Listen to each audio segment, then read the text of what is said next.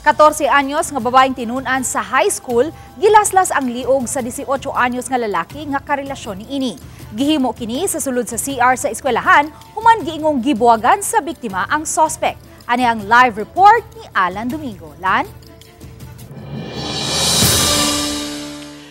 May nahitabo ang insidente pasado alas 4 pa kagahapon sa hapon. Busa doon ay katinaawan nga gihatag karon ang Cebu City Police Office Director Colonel Enrico Figueroa nga sayop ang nanggawas nga report sa social media nga gusto sa suspect nga makikilawas sa biktima mo na iyang gilaslasan sa liog sayop matod pa kana. May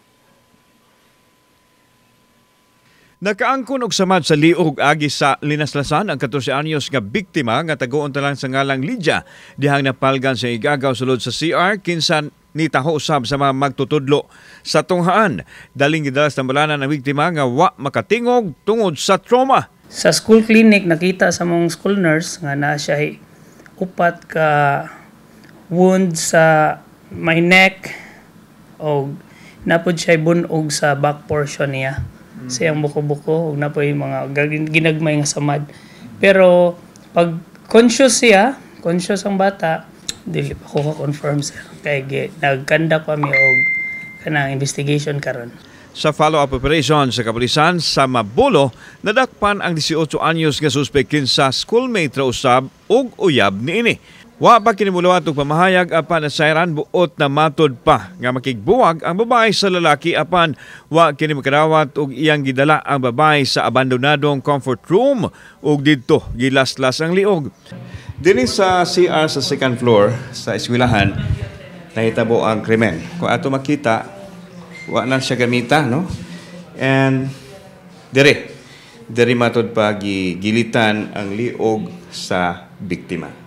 Naayhang lamas sa dugo. Nagkaroon siya ng emotional breakdown na hindi niya matanggap na siya ay hiwalay na ng girl. The guy possibly took the girl inside the comfort room and he's equipped with a knife. At yun ang kanyang ginit sa leeg ng babae. Wa mo kumpirmar ang eskwelahan sa report nga dunay relasyon ang duha sanglit nagpadayon pa ang ilang investigasyon. Kasamtangan nga naghimo og intervention ang eskwelahan sa ilang mga tinun-an. Gipatawag na usab nila mga ginikanan sa nalambigit nga tinun-an. Ang among initial nga intervention nga among gihimo karon, so amo ang gipa-strengthen ang amo ang security, safety and security, so na mag-conduct pud mi og kanang rovings every time nga manguli ang mga bata to check if kinsa to mga bata nga wala pa nakauli. O ang naka-focus pud mi karon sa intervention sa bata nga sa iyang pagbalik sa pag-eskwela, sa iyang mental health. Samtang giawhag ni Colonel Enrico Figueroa ang mga tawo nga dili magpasagad og pagpakatap sa sayop og exaggerated nga kasayuran sa social media ilabi na sa mga sensitibong hitabo. Sa mga content creator natin, sana maging responsable tayo sa pag-post, especially yung mga insidente ay kung hindi naman tayo nag-validate or hindi naman natin talaga alam sa part ng mga parents natin na may mga ganitong anak na minor pa, especially kung babae. So dapat i-monitor din natin yung kanilang activity. Giandam ni karon ang kasong frustrated homicide batok sa suspect.